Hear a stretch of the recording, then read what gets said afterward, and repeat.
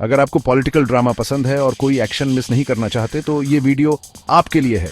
Hello दोस्तों, चलिए देखते हैं इंडिया के लेटेस्ट पॉलिटिकल तमाशे। वक्फ अमेंडमेंट बिल पे सबकी नजर है और हरसिमरत कौर बादल ने तो आग ही लगा दी। एकदम बेबाकी से उन्होंने बीजेपी पे इल्जाम लगाया कि वो इस बिल के जरिए मुस्लिम जमीनों पे कब्जा करना चाहती है। उन्होंने बीजेपी के मुस्लिमों के लिए तथाकथित प्यार पे सवाल उठाए और अगर उनकी नीयत साफ है तो अयोध्या राम मंदिर बोर्ड में 2 मुस्लिम मेंबर्स को शामिल करने की चुनौती दे डाली। बादल जी का पार्लियामेंट में भाषण बीजेपी की मुस्लिम सेंट्रिक पॉलिटिक्स की कड़ी आलोचना थी। उन्होंने पार्टी में मुस्लिम प्रतिनिधित्व की कमी की तरफ इशारा किया और इस बहस में घी डाल दिया। 12 घंटे की लंबी बहस के बाद यह बिल पास हो गया, लेकिन बिना किसी विवाद के नहीं। इल्जाम जवाबी इल्जाम और असदुद्दीन ओवैसी का बिल फाड़ने का ड्रामा, ये तो पॉलिटिकल ड्रामा अपने चरम पे है। और सबने जिस शिद्दत से काम किया है तो उनके लिए मैं माननीय प्रधानमंत्री जी अपनी सरकार की तरफ से कहना चाहता हूं कि उन्होंने एक इबादत के भाव से काम किया है। तो मैं कहना चाहता हूं इबादतों की तरह मैं ये काम करता हूं, अपने फर्ज को झुककर सलाम करता हूं, फिर भी आप खिलाफत कर रहे हैं तो तेरी मुखालफत से निखरती है शख्सियत मेरी। मैं सियासी दुश्मनों का भी बहुत एहतराम करता हूं। तो इस एहतराम के साथ मैं अब आगे का बयान शुरू करता हूं और मैं ये बताना चाहता हूं कि एक बड़ी सिंपल सी बात है जो अभी माननीय नड्डा जी ने भी कहा। दुनिया के तमाम मुस्लिम देश बता दिए, इस्लाम की धर्म स्थली सऊदी अरब, सबसे बड़ा मुस्लिम देश इंडोनेशिया, जहां खलीफत रही वहां टर्की, और यहां आईएसआईएस का इलाका, वहां इराक और सीरिया, वहां कहीं भी कुछ भी नहीं है ऐसा, फिर भी हमारे यहां क्यों है कैसा। तो मैं कहना चाहूंगा सभापति महोदय, एक हिंदी में कहावत होती है, नया मुल्ला प्याज ज्यादा खाता है, परंतु यहां तो जो गैर मुल्ला प्याज बहुत खा रहा था और इतना खा रहा था कि आंसू निकल रहे थे गरीब मुसलमान के भी और देश के भी।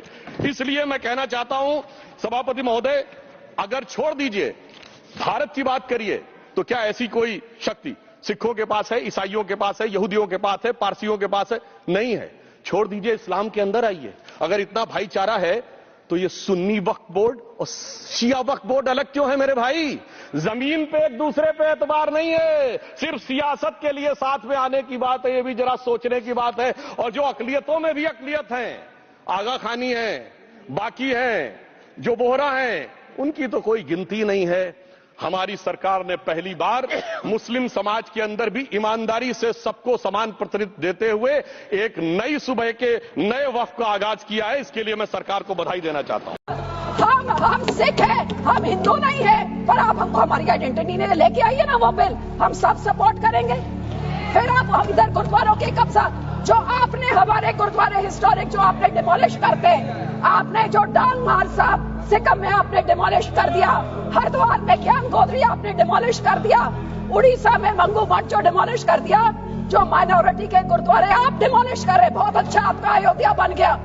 लेकिन जो नियत साफ होती तो उसके बोर्ड में 2 मुसलमान को डालिए, 2 मुसलमान डालते और उसके बाद फिर मुसलमानों के, ये आपका सिर्फ मुसलमानों के जमीनों के ऊपर कब्जा करने का, उनके पैसों का कब्जा करने का, जैसे आपने सिखों के संस्थाओं के ऊपर हमारा नंदेड़ साहब हजूर साहब के बोर्ड में इलेक्टेड मेंबर्स निकाल के गवर्नमेंट में उधर अपने नॉमिनेटेड मेंबर्स बैठा दिए।